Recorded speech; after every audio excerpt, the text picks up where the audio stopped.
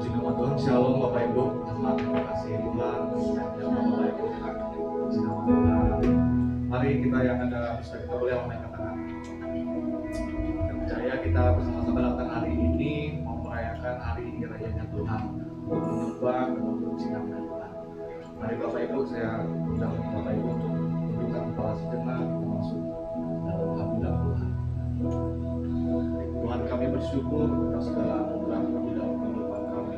Kami percaya Engkau Allah yang memegang tangan dunia Tuhan. Pada saat ini kami ingin masuk dalam hadirat Tuhan. Menaikkan ucapan syukur kami, pujian, penyembahan kami hanya untuk menyenangkan nama Tuhan. Kami percaya Engkau Allah yang hadir bersama-sama dengan kami di tempat ini. Terima kasih Tuhan, kami bersyukur kepada-Mu. Ya Tuhanku, hendak bernyanyi bagimu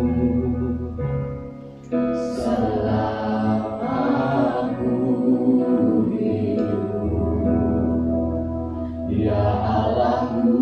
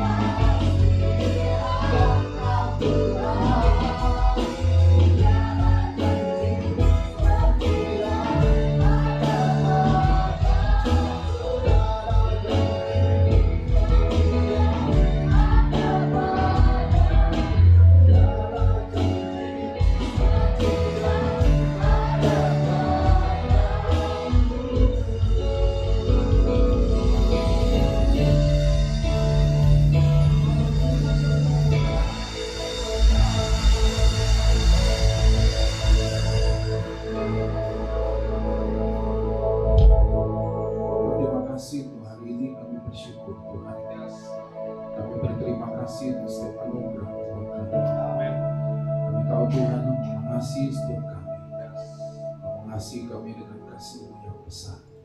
Terima kasih Bapa di surga, terima kasih Engkau memberkati pemberitaan firman-Mu. Dengan hari ini Tuhan kami boleh belajar sesuatu lewat firman ini. Sampaikan apa yang menjadi keinginan, nyatakan itu buat kami. Beri pengertian dan pemahaman Tuhan, supaya setiap firman yang kami mengerti dan kami pahami, itu yang kami boleh lakukan. Terima kasih Bapa, dalam nama Yesus kami berdoa. Amin. Puji Tuhan. Selamat pagi Bapak Ibu sekalian, shalom. Puji Tuhan, hari ini kita boleh bersama-sama kembali. Senang hari ini kita boleh bertemu lebih pada hari ini. Nah saudaraku, hari ini kita akan mau belajar satu topik dengan keberanian untuk melepaskan. Nah, firman Tuhan berkata bahwa Dia memberikan kepada kita bukan roh ketakutan, tapi roh yang mendatangkan kekuatan sebetulnya. Kekuatan, kemampuan untuk apa? Untuk boleh memiliki sesuatu yang bisa mengalahkan ketakutan. Ya. Nah, saudara, hari ini kita akan mau belajar tentang keberanian itu. Keberanian ada beberapa hal, tapi satu hari ini kita belajar tentang bagaimana kita belajar berani melepaskan. Ya, apa yang kita mesti lepaskan, yang kita mau pelajari hari ini. Kita akan buka Alkitab dari Kisah Rasul pasal 13 ayat 1 sampai yang ketiga. Firman Tuhan ini kita akan baca sama-sama. Ya. 2, 3. Pada waktu itu dalam jemaat di Antioquia ada beberapa nabi dan pengajar, yaitu Barnabas dan Simeon yang disebut Niger, dan Lukius orang Kirene, dan Menahem yang diasuh bersama dengan raja wilayah Herodes dan Saulus. Pada suatu hari ketika mereka beribadah kepada Tuhan dan berpuasa, berkatalah Roh Kudus, "Khususkanlah Barnabas dan Saulus bagiku untuk tugas yang telah kutentukan bagi mereka." Maka berpuasa dan berdoalah mereka, dan setelah meletakkan tangan ke atas kedua orang itu, mereka membiarkan keduanya pergi. Nah, saudara, jemaat di Antioquia yang sudah terbentuk, dikatakan mereka ini punya 5 orang pemimpin penatua. Dan mereka ini dikatakan adalah nabi dan pengajar, 5 orang. Dan mereka, saudara bisa bayangkan kalau ada 5 nabi dan pengajar dalam satu jemaat, dan kemudian mereka ini bisa mengajarkan hal-hal kedalaman dari firman Tuhan, dan jemaat itu seperti sedang menikmati satu hidangan yang kalau mereka ada di restoran, satu hidangan yang sangat enak, mulai dari hidangan pembuka sampai hidangan penutup. Kenapa? Karena pengajar dan nabi 5 orang ada di sana. Dan mereka bisa mengajarkan banyak hal dari firman Tuhan. Nah, tiba-tiba dikatakan suatu kali mereka sudah menikmati rasa enak, nyaman begini, dikuatkan, diperbaharui, diberi pengajaran-pengajaran, ditegur kedosanya, dan kemudian mereka hidup dalam kebenaran. Tiba-tiba dikatakan Roh Kudus ngomong dengan di antara mereka ini, "Khususkan bagiku Barnabas dan Saulus."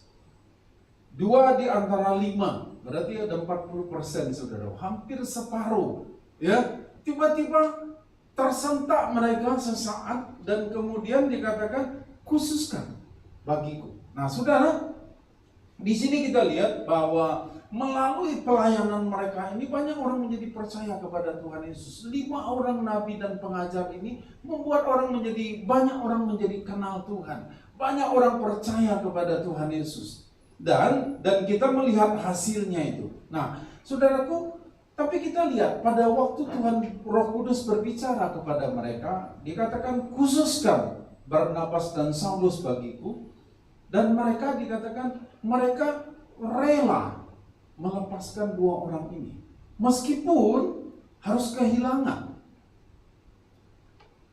40% dari kekuatan mereka, kira-kira begitu, ya.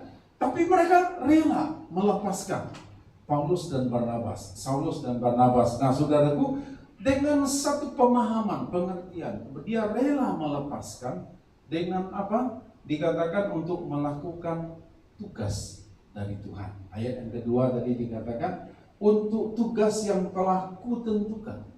Ada tugas yang sudah ditentukan oleh Tuhan kepada Barnabas dan Saulus. Nah, Bapak Ibu, dalam kehidupan kita sehari-hari, masing-masing kita itu punya tugas tersendiri dari Tuhan. Ya, sebagai suami ada tugas kita, sebagai istri ada, sebagai orang tua, sebagai anak, sebagai jemaat, sebagai pemimpin jemaat, dan sebagai apa saja dalam lingkungan kita tinggal di masyarakat, kita punya tugas masing-masing. Nah, tugas ini yang kita harus tahu, ini tugas dari Tuhan untuk aku. Nah, saudara, kalau Tuhan berikan tugas ini kepada kita, Tuhan memberikan tugas ini, Dia berikan kepada kita, mari kita melakukan tugas itu. Kenapa? Karena ini merupakan sesuatu yang Tuhan berikan kepada kita.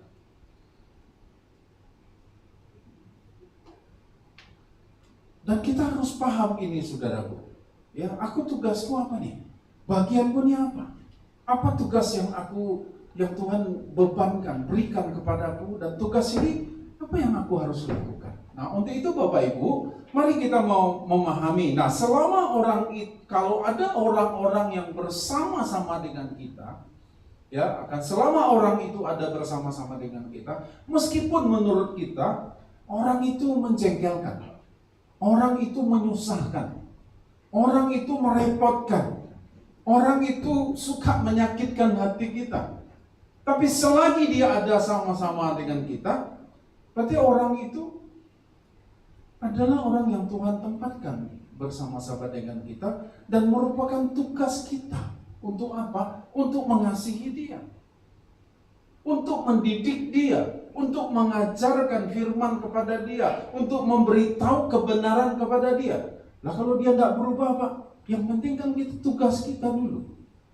Berubah tidak berubah itu bagian yang lain. Bagian kita adalah tugas kita. Nah, kalau memang tugas kita adalah orang itu ditempatkan bersama-sama dengan kita, itu tugas kita. Sekalipun dia menjengkelkan, sekalipun dia merepotkan, sekalipun dia menyusahkan. Sepertinya Bapak Ibu tidak setuju. Ya, tapi itulah orang-orang yang Tuhan tempatkan ada bersama dengan kita. Dan mungkin orang itu adalah suami kita, mungkin orang itu istri kita, atau orang tua kita, atau siapa saja yang Tuhan tempatkan ada bersama-sama dengan kita. Dan toh kita tidak pernah minta, dan kita tidak pernah menginginkan, tapi Tuhan kirim itu ada di tengah-tengah kita, ada bersama-sama dengan kita. Nah, kalau memang itu, ayo lakukan tugas kita. Apa yang Tuhan berikan kepada kita, tugas kita, ya tugas kita lakukan. Tanpa kita harus melihat, kalau dia tidak berubah, berarti saya tidak mau lagi. Bukan. Tugas kita adalah lakukan bagian kita. Nah, apa yang Tuhan percayakan kepada kita sehari-hari? Ya, sekali lagi Bapak Ibu, mungkin dia menjengkelkan kita, bahkan mungkin menyusahkan kita, ya, bahkan mungkin sangat merepotkan kita, bikin kita sangat repot, sangat susah. Tapi dia adalah orang yang Tuhan izinkan, yang Tuhan utus untuk ada bersama-sama dengan kita. Kenapa? Karena Tuhan bilang ini, aku punya tugas untukmu, buat dia. Aku punya tugas untukmu, buat orang itu.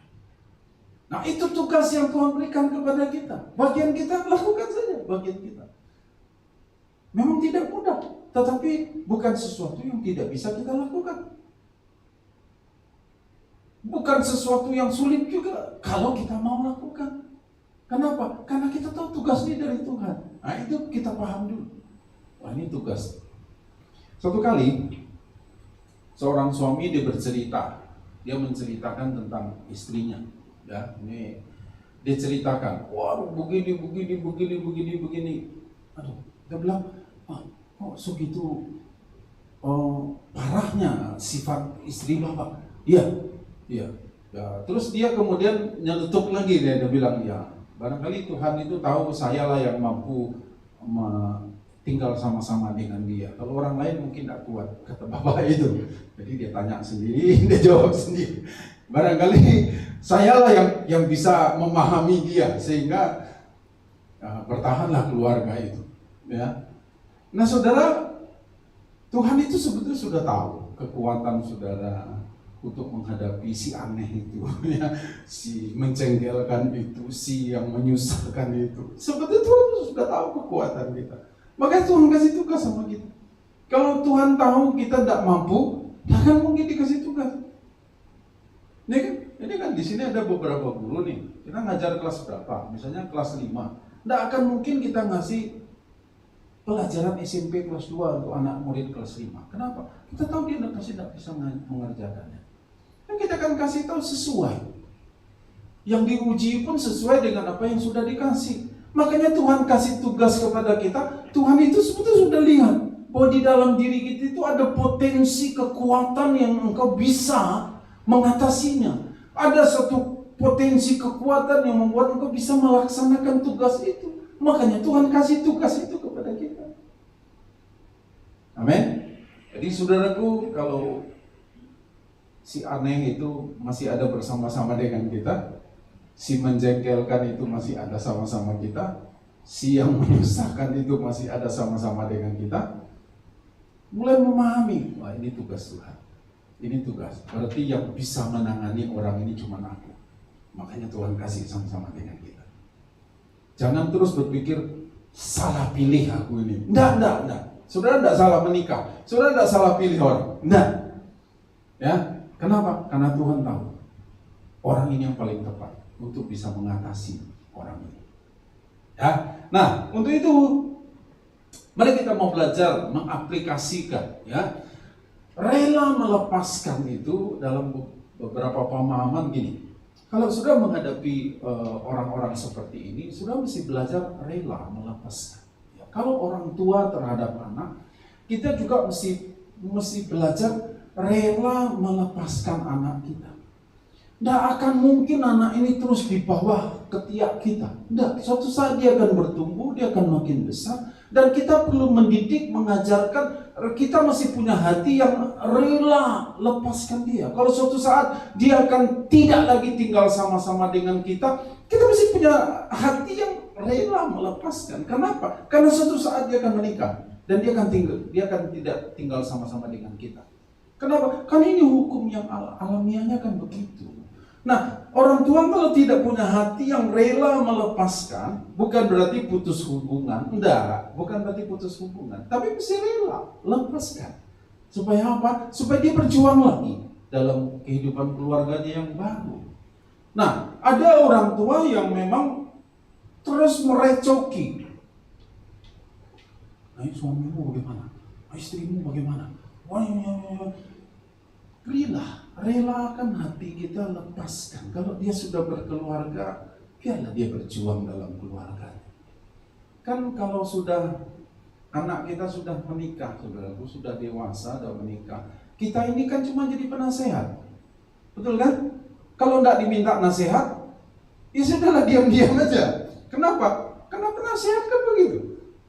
Kalau dia rasa dia sanggup atasi dan dia tidak perlu minta nasihat, ya sudah silakan. Ya buat saya lebih simpel begitu. Nah, orang tua mesti belajar rela melepaskan, mendidik anak-anak dari dini untuk apa? Dia menjadi dewasa.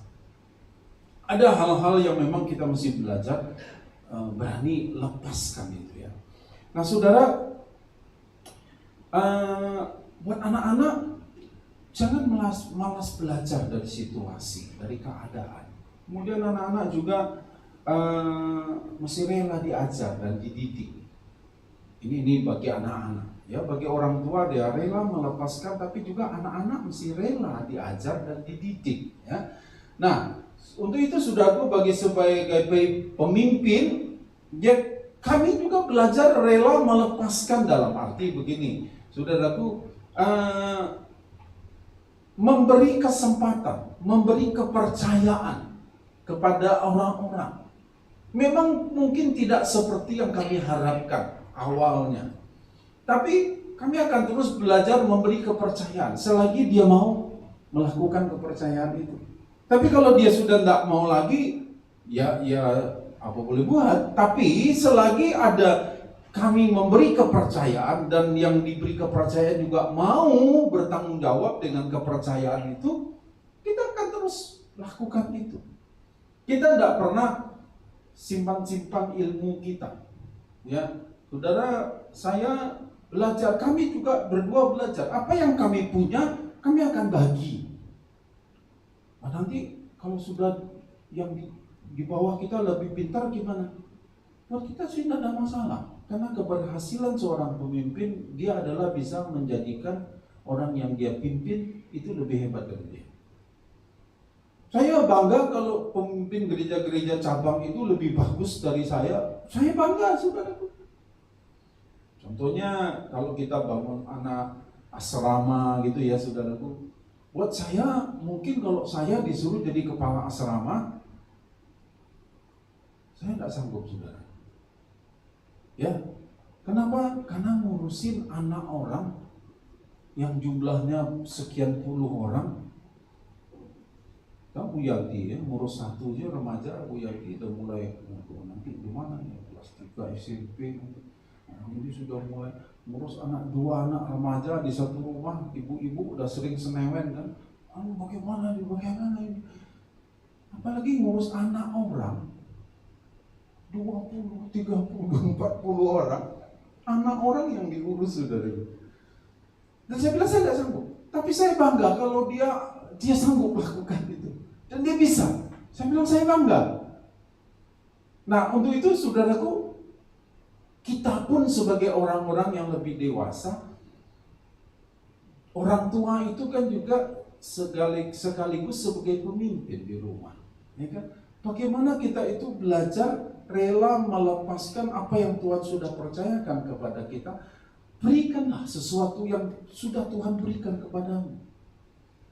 Jangan pelit, berbagi ilmu, berbagi pengalaman, berbagi hal yang ada, yang pernah ada dalam dirimu. Jangan pelit, jangan simpan sendiri. Jangan nanti kemudian setelah kita tidak ada lagi di bumi, hanya kenang-kenangan saja di sana. Tapi kita simpan di liang kubur, apa gunanya? Ada baiknya kita belajar membagikan. Ya. Nah, sebagai kita belajar gini, saudaraku. Dalam kita kan dalam secara temperamen, karakter kita ini kan ada 4 yang orang bagi ya. Kalau dari foto karakter ada merah, kuning, hijau, dan ungu. Kalau dari ini ada melankolis atau perfeksionis, ada kolerik, sanguin, dan plekmatik. Nah, saudara, kita belajar begini, saudaraku. Orang perfeksionis, orang idealis, ya, mesti rela melepaskan apa? Kesempurnaannya dia. Dia yang selalu menuntut orang lain untuk bekerja seperti dia. Idealisnya harus begini, harus begitu.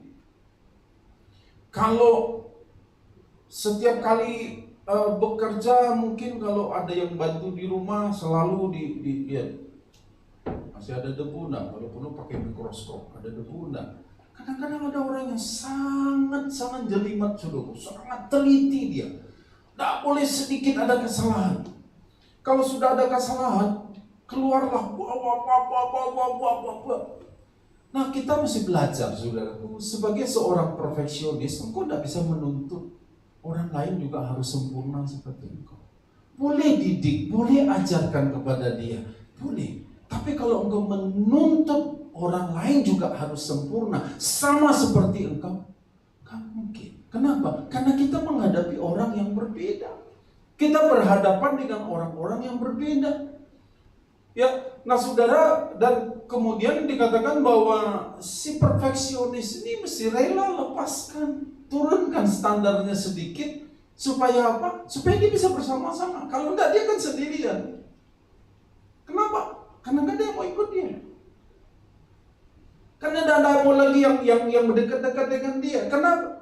Karena siapa yang bisa sempurna? Nah, kalau mungkin si kolerik, seorang yang tegas, yang kerja dengan cepat, kadang-kadang kan perlu rela melepaskan kecepatannya itu dalam bertindak, kecepatannya dalam segala sesuatu. Kenapa? Karena dia menghadapi orang-orang yang tidak semua sama seperti itu. Ya, jadi mesti rela melepaskan. Saya cuma sampaikan beberapa bagian saja. Mesti rela, bukan ketegasannya. Ketegas tetap harus tegas, tapi mungkin kecepatannya bertindak itu yang mesti dia mungkin diturunkan.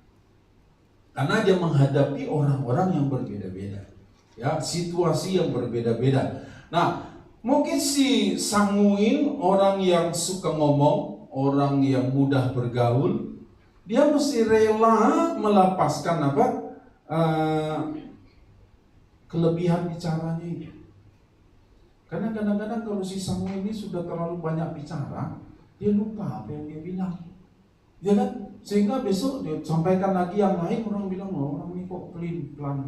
Orang ini kok begini, kemarin dia bilang A, sekarang hari ini dia bilang C. Oh, besok ketemu lagi, dia lupa lagi. Kenapa? Karena terlalu banyak ngomong.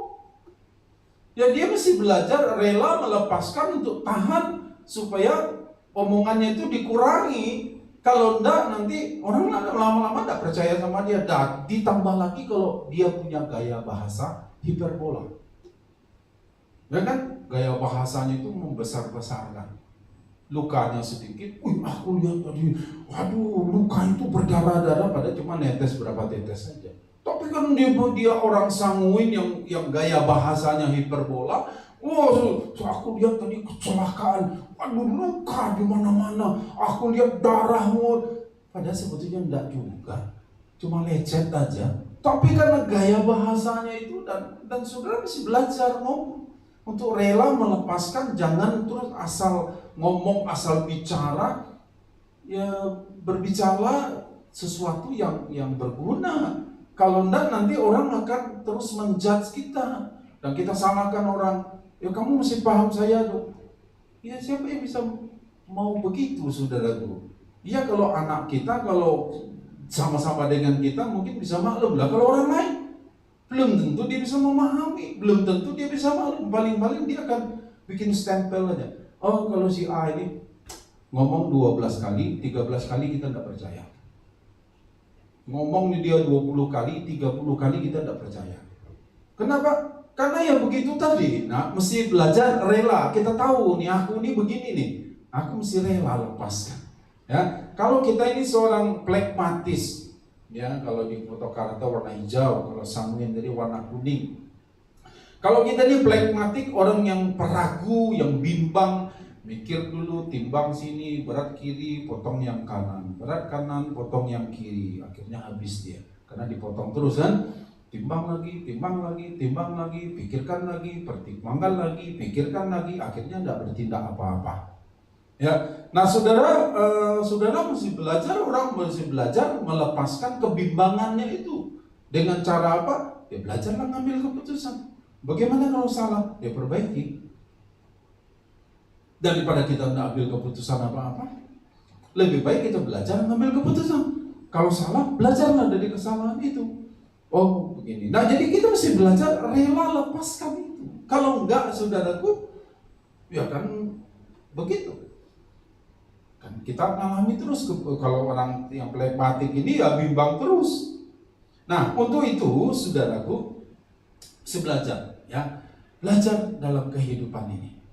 Ada bagian-bagian di mana kita itu mesti belajar rela melepaskan. Ya, dalam konteks tadi yang tua-tua di Antioquia tadi mereka rela melepaskan dan sudah kita lihat hasilnya.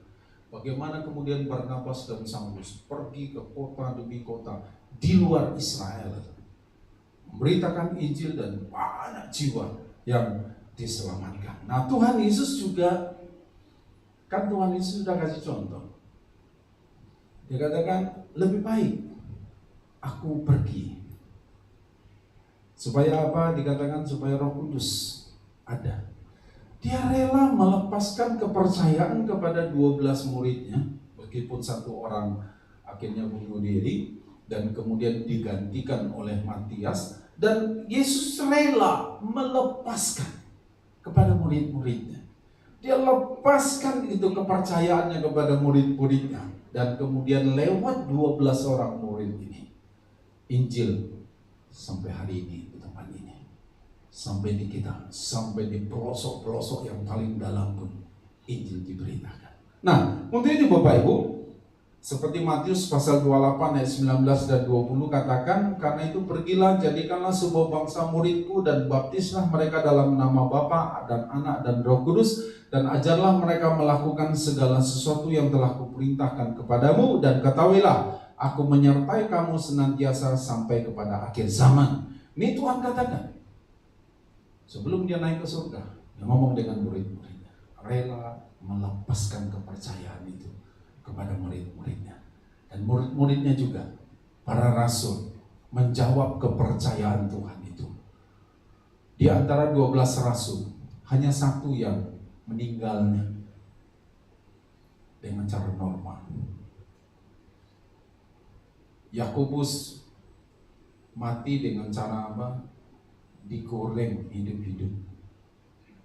Yohanes yang matinya normal, sebelumnya sudah masukkan ke dalam kuali yang digoreng itu, ternyata dia tetap hidup. Dan akhirnya karena dibuanglah dia ke Pulau Patmos. Pulau Patmos itu pulau yang gersang, tidak ada penghuninya. Tapi justru pada waktu di Pulau Patmos itulah kemudian Tuhan menyampaikan wahyunya. Muncullah kitab Wahyu itu dari apa yang ditulis oleh Yohanes. Ya, tapi murid-murid yang lain itu mati dengan cara yang tidak seperti meninggal begitu. Enggak. Hanya satu aja Yohanes yang meninggal dalam usia tua. Nah, Saudara, tetapi melalui apa yang Tuhan sudah percayakan, Tuhan rela lepaskan kepercayaan itu kepada murid-muridnya, dan murid-muridnya menjawab kepercayaan itu dengan baik, dan kemudian banyak orang diselamatkan. Nah, untuk ini Saudara, kita belajar. Melepaskan artinya begini, memberi kesempatan kedua. Kesempatan kedua bukan kesempatan dua kali, beda ya.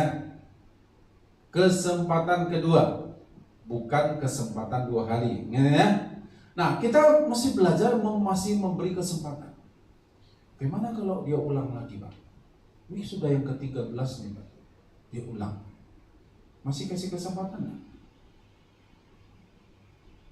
Kalau menurut Bapak Ibu, wah ini Belanda minta tanah ya, Pak. Kalau dikasih terus, nanti dia tambah kurang ajar dia. Satu kali kan murid-murid tanya nih, Guru, berapa kali aku harus mengampuni orang yang bersalah kepadaku? 7 kali kah? Kata Petrus bilang. Yesus bilang berapa kali? Bukan 7 kali. 70 kali 7 kali. Kalau dihitung saudaraku, tidak ada sepersekian detik pun, 1/1000 detik pun untuk kita tidak mengampuni. Artinya kita harus punya hati yang rela melepaskan, memberi kesempatan kedua kepada orang lain. Kalau dia ulang lagi kesalahannya, kan bukan kesempatan 2 kali. Kesempatan apa? Kesempatan kedua. Kalau Tuhan juga tidak pernah memberi kesempatan kedua kepada kita, kira-kira kita ini masuk surga atau neraka? Tidak ada yang bisa masuk surga. Justru karena Tuhan kasih kesempatan kedua kepada kita. Berapa kali kita lakukan dosa yang sama dan kemudian kita datang kepada Tuhan?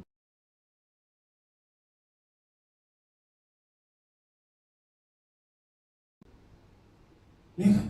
Berulang kali kita lakukan kesalahan yang sama, atau Tuhan kasih kesempatan kepada kita. Nah, kenapa kita tidak lakukan hal yang sama kepada sesama kita? Memberi kesempatan kedua, meskipun dia lakukan lagi kesalahan yang sama. Tapi paling tidak hati kita, ya, rela melepaskan itu. Memberi kesempatan kedua, bukan menghakimi. Ini arti melepaskan, ya. Memberi kesempatan kedua, bukan menghakimi.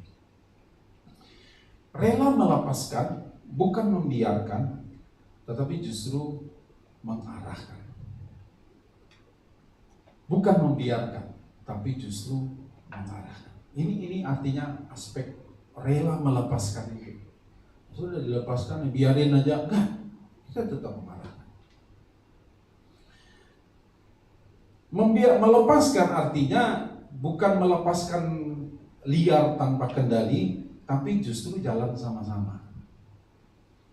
Melepaskan bukan berarti lepas begitu saja, enggak, tapi jalan sama-sama. Seperti Paulus dan Timotius, anak rohaninya. Dulu namanya Saulus, kemudian ganti Paulus. Dan dia punya anak rohani, Timotius. Timotius apakah melakukan kesalahan? Dia lakukan kesalahan. Tapi Paulus bawa Timotius, ayo jalan sama-sama dengan aku. Kemudian Paulus bilang gini dengan Timotius, ikuti teladan. Kemudian aku. Aku bapakmu secara rohani, aku bapakmu, ikut aku. Lihat teladanku. Kamu salah? Oke, perbaiki. Muncullah perkataan, jangan seorang pun menganggap engkau rendah karena engkau muda, tapi jadilah teladan. Ya, itu kata Paulus kepada Timotius. Nah, jadi melepaskan artinya juga jalan sama-sama. Jadi kalau saudara melepaskan bukan berarti dibiarkan begitu aja, enggak, jalan sama-sama. Kami belajar, saudaraku, meskipun sedalam batas-batas yang kita bisa lakukan. Misalnya gini, ada beberapa anak kita yang sudah tamat SMA, kemudian melanjutkan di kota lain. Kami belajar tanya, kamu nanti di kota mana? Kalau kamu setuju, saya arahkan kamu beribadah di sini. Nanti saya akan telepon, kamu mau di mana? Contoh satu yang pemain drum, kita dulu dia kuliah di Bandung, ini tahun lalu. Pak, saya kuliah di Bandung, Pak. Oke, kamu tetap aktif ya. Saya telepon ketua departemen musik di Bandung, dan kemudian, Pak, ini nomor anaknya, Pak. Ini. Kemudian saya serahkan kepada mereka. Artinya melepaskan itu, tapi juga mengarahkan dan jalan sama-sama. Nah, kemudian saya kasih kepercayaan kepada orang Bandung, Rock Bandung, untuk membantu dia. Ya, ada yang pindah ke kota lain. Oke. Ya, salah satu udah, nanti tahun ini saya di Bandung juga, Pak. Oke, saya kasih nomor kamu ya ke ketua departemen musik di sana. Karena memang pemain drum kita tinggal satu, sudah ada 2 orang sudah. Lucunya pemain drum nih, anak-anak muda nih yang pemain drum yang semua berangkat ya. Tapi saudaraku, melepaskan dalam arti tidak membiarkan tanpa kendali, ya. Tapi kita jalan sama-sama. Nah, melepaskan artinya kita tidak akan kehilangan, tapi justru ada pelipat gandaan. Ya, jadi saudara, melepaskan itu artinya kita melepaskan kepercayaan kita. Kita sudah tidak akan kehilangan, tapi justru ada pelipat gandaan. Karena konsepnya kan juga Tuhan katakan gini, berilah, maka kamu akan diberi. Saudara mau diberi, ya berilah dulu, kan itu. Berilah maka kamu akan diberi. Ini kan pupuk. Nah, jadi saudara, melepaskan artinya tidak akan kehilangan, tapi justru ada pelipat ganda. Menuntun, melepaskan artinya menuntun, tidak menuntut. Ya, menuntun, tidak menuntut. Kamu harus menjadi seperti saya, enggak. Mengarahkan orang itu menjadi sama seperti Kristus, bukan sama seperti kita. Jadi kalau kita tuntun, kita arahkan, kita didik dia, bukan menjadi sama seperti kita, tapi menjadi sama seperti Kristus. Nah, kadang-kadang saudaraku, banyak orang tua suka hidup dalam masa lalu. Dulu papa begini, dulu mama begini, kalau sekolah dulu begini. Nanti lama-lama anaknya kan, mama itu kan dulu, papa itu kan dulu, sekarang kan udah beda. Tapi kadang-kadang orang tua suka bukan tidak boleh, tapi kalau selalu kamu membanding-bandingkan dulu waktu papa SD, mau begini, kamu sekarang udah enak, kamu begini-begini. Udahlah, nggak usah lah saudaraku, zaman udah berbeda. Ya, ngapain kita sibuk terus membanding-bandingkan begitu? Toh anak kita belum tentu juga akan memahami. Kenapa? Karena alam pikirannya kan alam pikiran sekarang, bukan alam pikiran 30 tahun yang lalu. Ya kan, alam pikirannya kan alam pikiran saat ini. Sudah mau cerita mesin ketik pun dia bingung, kayak apa tuh mesin ketik, ya kan? Coba tanya sama anak SD sekarang, tahu nggak mesin ketik? Bingung dia mesin ketik itu apa itu? Ya kan, kalau saudara tahu mesin ketik, paling tidak saya tahu umur saudara sudah di usia berapa, itu kan gitu ya. Nah, saudara jadi tidak menuntut, tapi menuntun.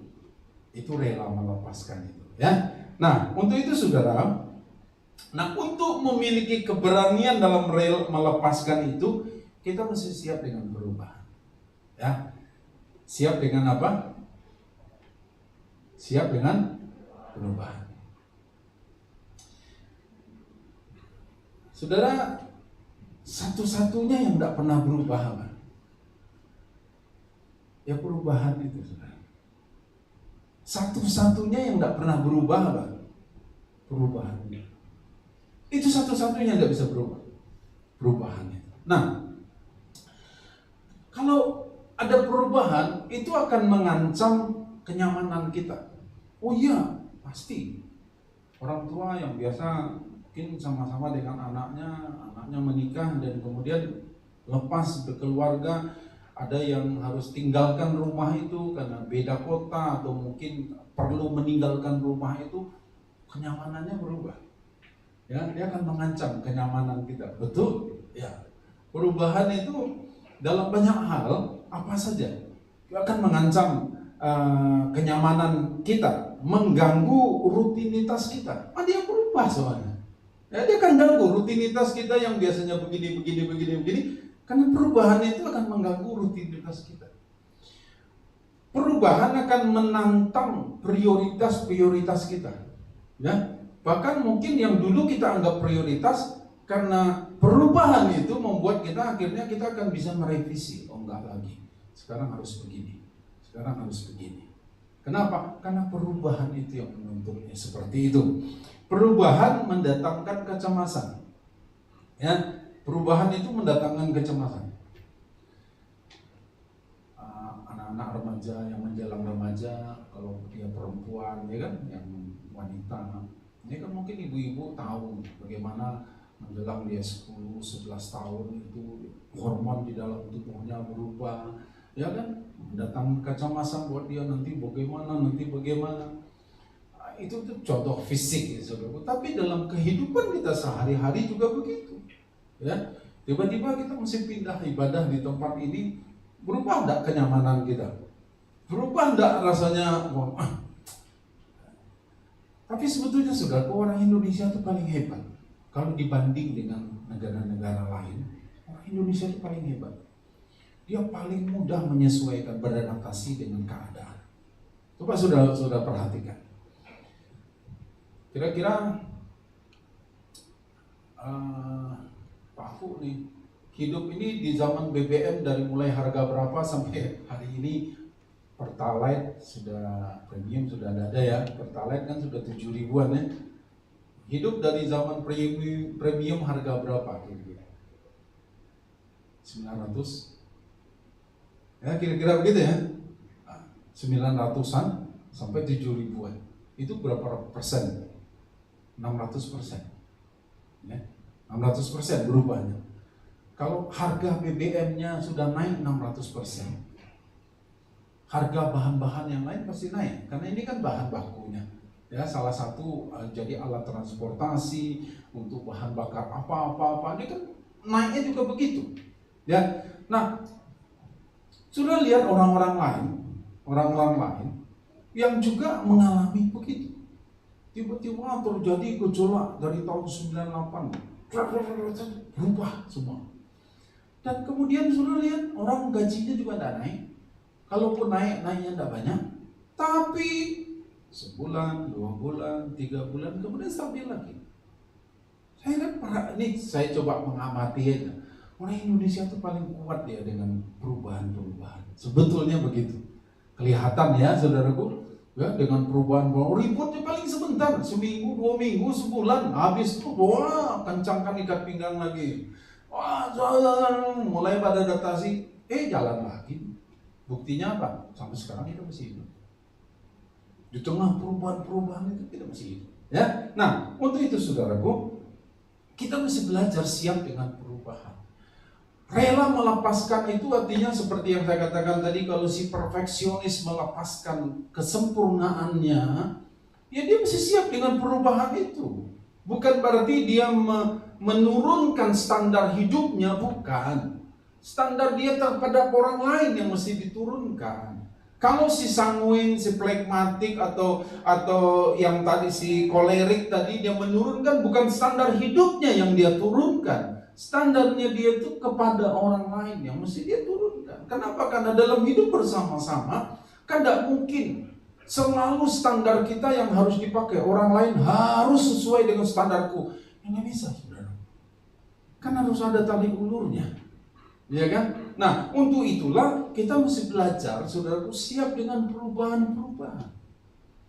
Ya, kita mesti belajar siap dengan perubahan-perubahan. Nah, saudara, perubahan kita tidak bisa hindari.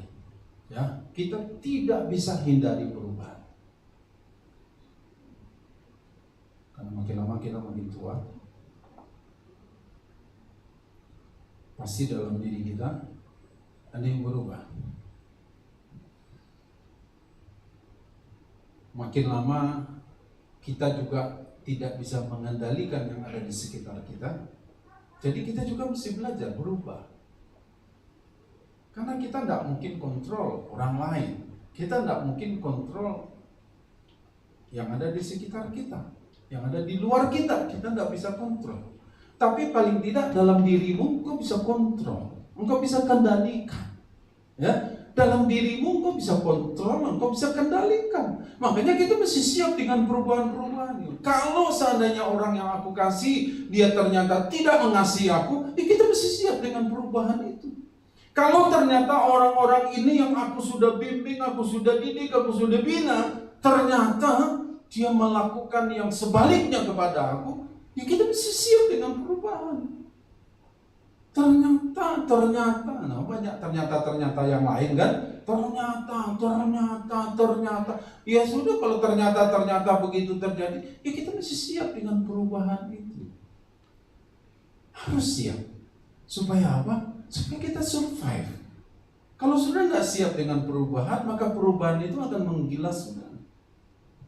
Kalau sudah tidak mau siap berubah, mengalami siap dengan perubahan itu, maka perubahan itu akan menggiling dan menghancurkan engkau.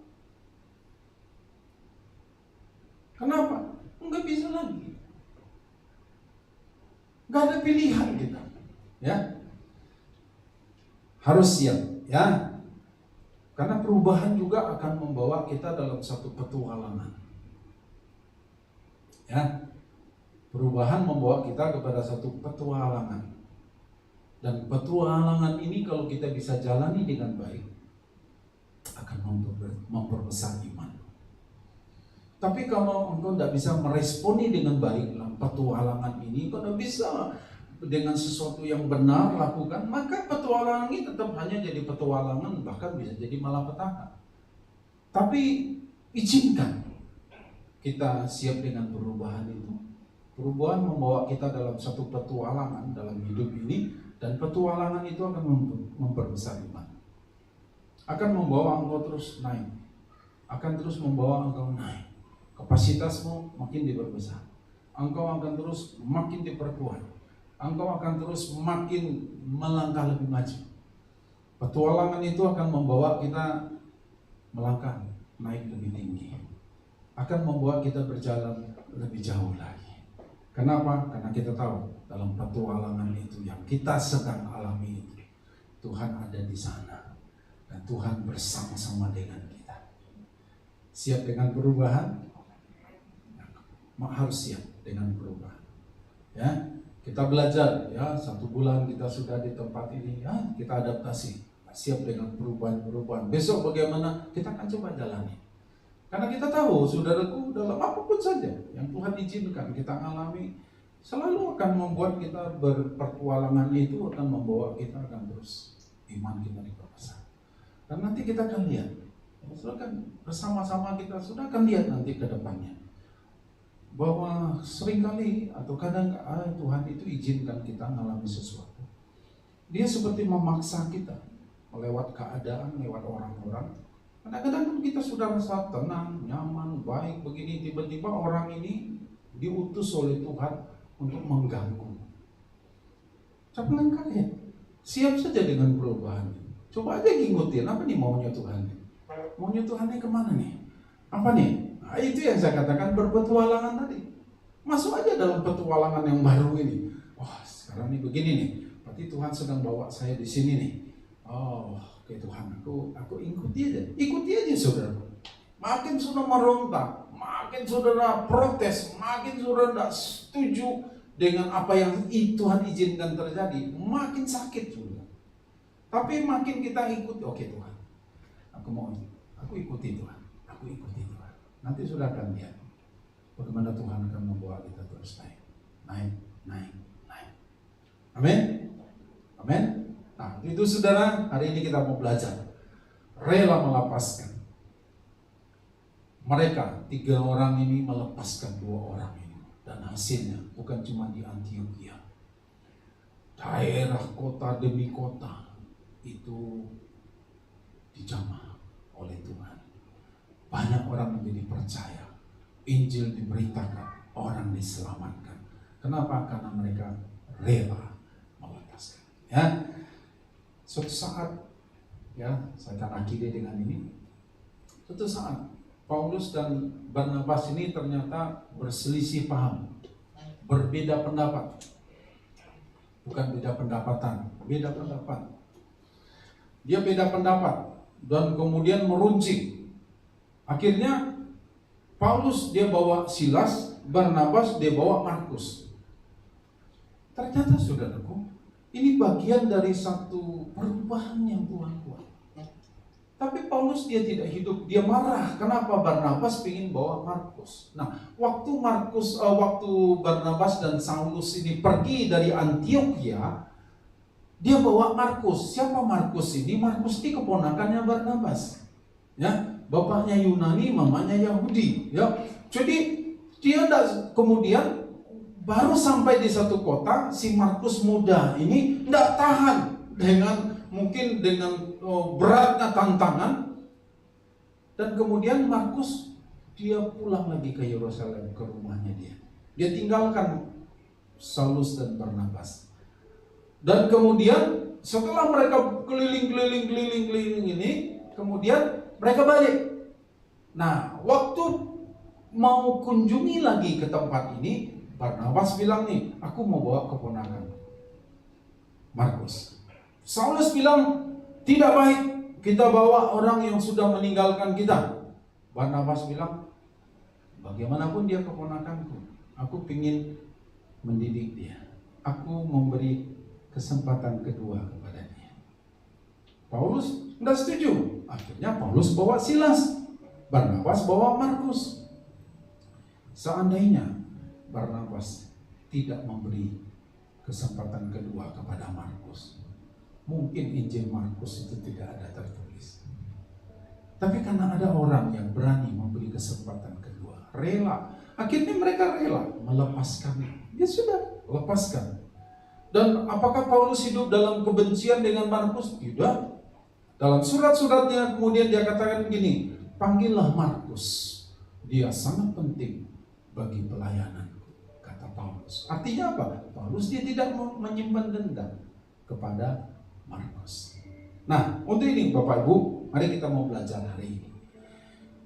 Bagian-bagian apa yang kita harus rela lepaskan? Lepaskan. Mungkin kemarahanmu yang harus dilepaskan.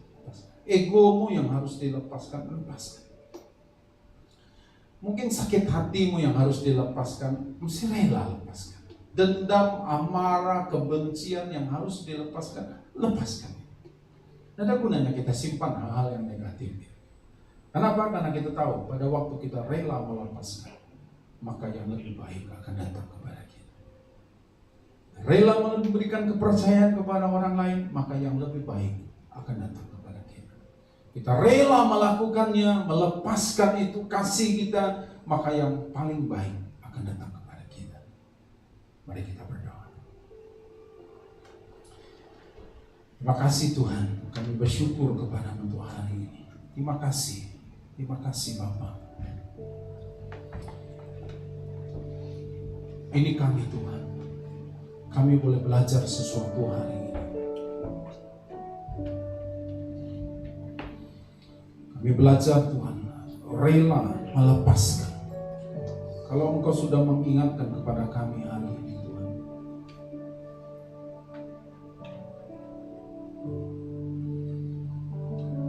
kalau ada hal-hal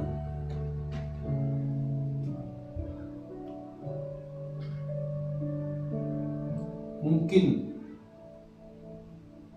hari ini dia sudah bicara, ada sesuatu yang sudah dia bicarakan kepadamu. Mari kita mau belajar. Engkau rela melepaskan, maka yang terbaik akan datang kepadamu. Terima kasih Tuhan, terima kasih Tuhan.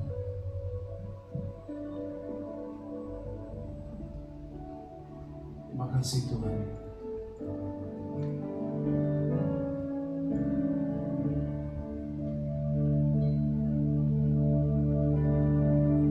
Ku tetap cinta, ku tetap cinta, walau badai datang menerpa, walau badai datang menerpa, ku tetap cinta, ku tetap setia, ku tetap setia, katakan ku tetap setia, ku tetap setia, walau taufan datang menerpa, ku tetap setia. Terlalu banyak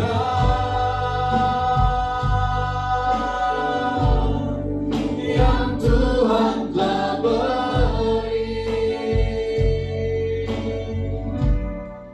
takkan mungkin ku balas dari apa yang ku miliki.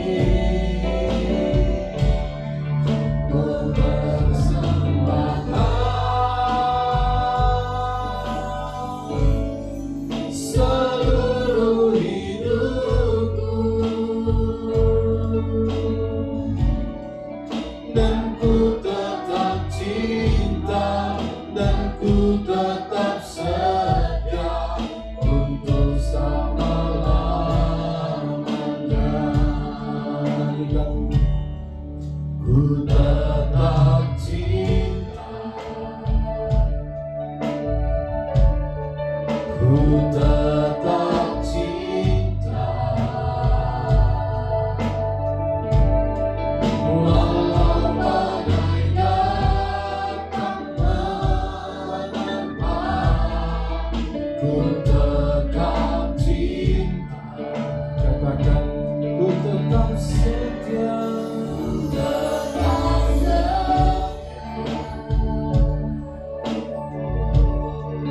Ku tetap setia, walau taufan datang menerpa, ku tetap setia. Terlalu banyak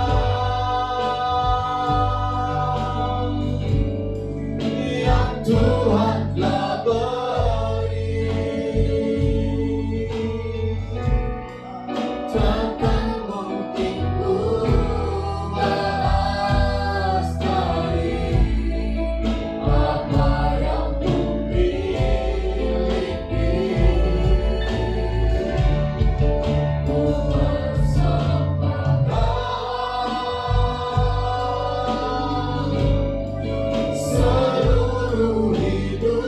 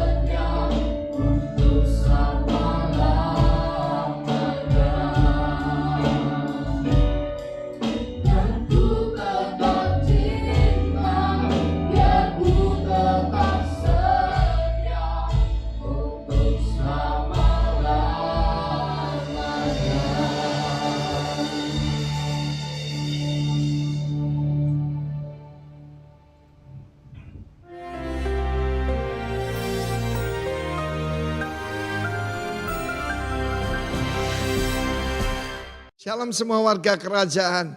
Tema kita boldness for the king and boldness before the king. Saya sampaikan pada minggu yang lalu, kita mendapatkan keberanian kalau kita tahu kita berbicara bukan di hadapan mahkamah-mahkamah, tapi di hadapan daripada sang raja itu sendiri yang menghidupkan semua orang. Dan kita melihat dalam kehidupan Petrus dan Yohanes dan para rasul dalam gereja mula-mula, ketika ada seorang lumpuh di gerbang indah daripada bait Allah. Kita tahu agama itu memisahkan. Ya, karena dia lumpuh, dia tidak boleh mendekat. Cacat tidak boleh mendekat. Saudara yang kasih, soal benar tidak benar, halal haram begitu. Tetapi ketika orang lumpuh itu berjalan dan 5.000 orang laki-laki belum perempuan anak-anak diselamatkan, mereka ditangkap. Karena apa? Melakukan kebaikan. Akan tiba waktunya menyembuhkan orang sakit, dimasukkan penjara. Ada waktunya membangkitkan orang mati, dikatakan kekacauan. Tetapi saudaraku, ketika mereka diadili dan mereka ditanya dengan kuasa apa, dengan nama siapa kamu melakukan hal ini, maka dengan berani Petrus dan Yohanes berkata, kalau kami diadili karena ada orang impoten, ada orang lumpuh sembuh, ketahuilah kamu dalam nama Yesus Kristus orang Nazaret itu, ya, dan saudaraku yang kamu bunuh. Begitu berani saudaraku. Ketika mereka melihat keberanian, boldness dari Petrus dan Yohanes, dan mereka ini ternyata diselidiki tidak pernah ikut yaitu sekolah rabbinik manapun, maka saudaraku mereka menyadari, oh rupanya karena bergaul dengan Yesus. They had been with Jesus. Kita tahu pergaulan itu mengubahkan. Bergaul dengan penggosip jadi penggosip. Bergaul dengan penjudi, bergaul dengan penjina jadi seperti mereka. Tapi bergaul dengan Kristus, kamu menjadi seperti Dia. Yang memberikan good confession di hadapan Pontius Pilatus. Saudara, Pontius Pilatus mewakili negara dikuasa saat itu. Tapi di hadapan Kristus, dia mewakili kerajaan yang jauh lebih besar. Yang berkuasa atas alam semesta. He know who he is. Dia tahu siapa bapaknya. Kalau kita tahu kita berdiri di hadapan Tuhan, kita tidak akan takut. Karena Kristus yang memperingatkan akan tiba waktunya. Kamu akan diseret ke hadapan pengadilan ataupun orang yang membunuh kamu mengira berbuat bakti bagi Allah. Tetapi dengan berani Petrus dan Yohanes menjawab mereka. Dan apa yang terjadi? Mereka tidak bisa berbuat apa-apa. Ketika mereka kumpul, mereka juga minta satu. Bukan supaya penganiayaan diangkat. Bukan supaya kesulitan itu ditiadakan. Tapi mereka minta paresia. Mereka minta boldness to speak for the king and before the king. Ketahuilah saudara, akan tiba waktunya. Penganiayaan itu bukan masalah ada atau tidak, tapi sudah di depan mata. Lihat apa yang sedang terjadi. Ya, memberitakan firman Tuhan dipersulit, ya. Menyembuhkan orang sakit, kebaktian ditutup. Saudara yang kasih, lucu kan? Lucu sekali. Tapi itulah terjadi. Karena itu yang kita perlukan hari ini adalah paresia. Dan supaya kita hidup tak bercela dan tak bercacat dalam perkataan kita menyambut kedatangan Kristus. Barang siapa malu karena aku dan perkataanku, aku juga malu mengaku dia. Dan tidak mengaku dia di hadapan Bapa dan para malaikat kudusnya. Be bold in Jesus' name. Amin. Puji nama Tuhan, jemaat yang dikasihi Tuhan, mari saya undang Bapak Ibu untuk bangkit berdiri.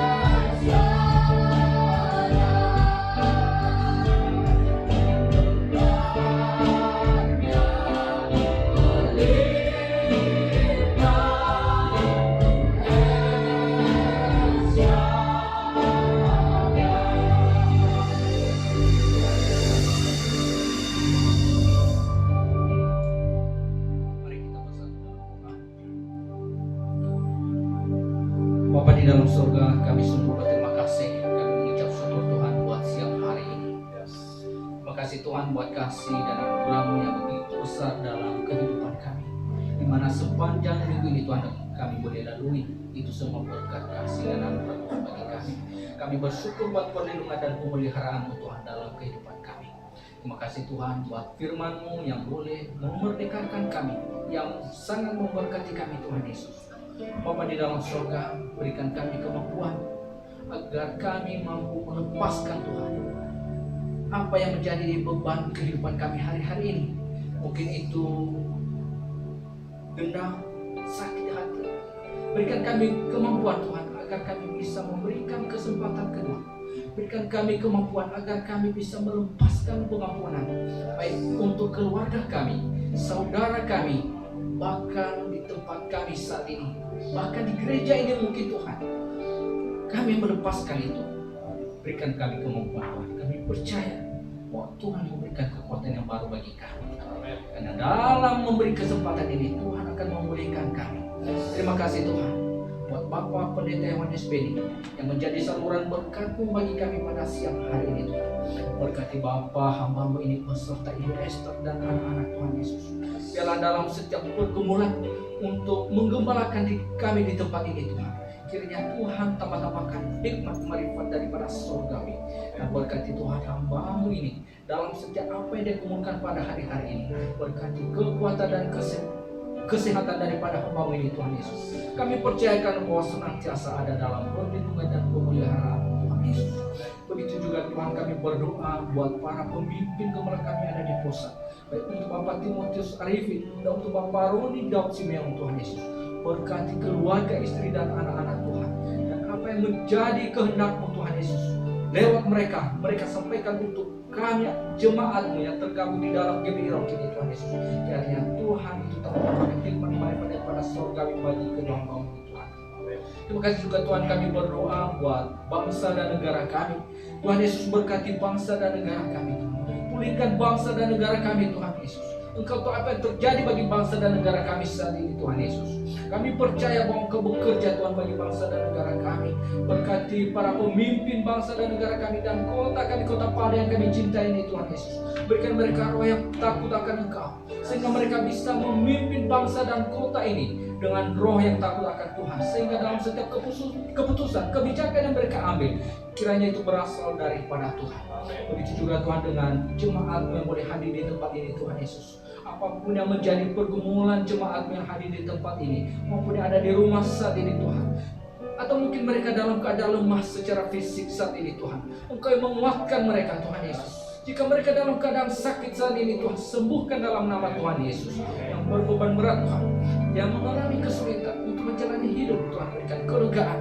Berikan Tuhan Yesus yang terbaik bagi anak-anak-Mu Tuhan. Terima kasih Tuhan, berkati Tuhan yang bekerja, yang berusaha, keluarga demi keluarga Tuhan, berkati pada hari-hari ini Tuhan Yesus.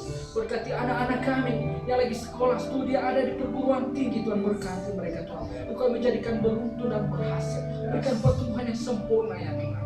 Begitu juga dengan keluarga demi keluarga Tuhan, berkati. Baik itu suami lebih mengasihi istri dan istri itu terhadap suami. Karena kami percaya bahwa ini keluarga yang menyenangkan hati-Mu Tuhan. Terima kasih Bapa di sorga. Kami juga berdoa Tuhan Yesus buat persembahan kami yang telah kami persiapkan, yang sebentar lagi kami akan berikan, baik untuk persembahan perpuluhan, persembahan diakonia, persembahan ucapan syukur. Tuhan berkati, pakai Tuhan untuk pekerjaan Tuhan di tempat ini. Engkau yang memberkati, yang melipat gandakan Tuhan, baik itu 30, 60, bahkan 100 kali lipat. Terima kasih Tuhan buat hari ini. Jika sebentar lagi kami akan pulang ke rumah kami masing-masing Tuhan, berkati, lindungi kami Tuhan Yesus dalam perjalanan.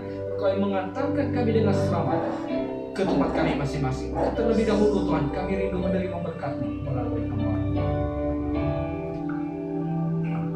Mari Bapak Ibu kita mengangkat tangan, arahkan hati kepada Tuhan. Harapkan yang terbaik dari Tuhan itu boleh kita terima hari ini. Saudara yang dikasihi oleh Tuhan, pulang dan terimalah berkat yang terbaik dari Allah Bapa di surga. Kasih, damai, dan sukacita dari Yesus Kristus anaknya dan persekutuan dengan Allah Roh Kudus yang menuntun, membimbing kehidupan mulai dari saat ini dan bahkan sampai selama-lamanya. Yang percaya dan diberkati, mari bersama-sama katakan amin. Selamat hari Minggu. Tuhan memberkati Bapak Ibu sekalian. Shalom.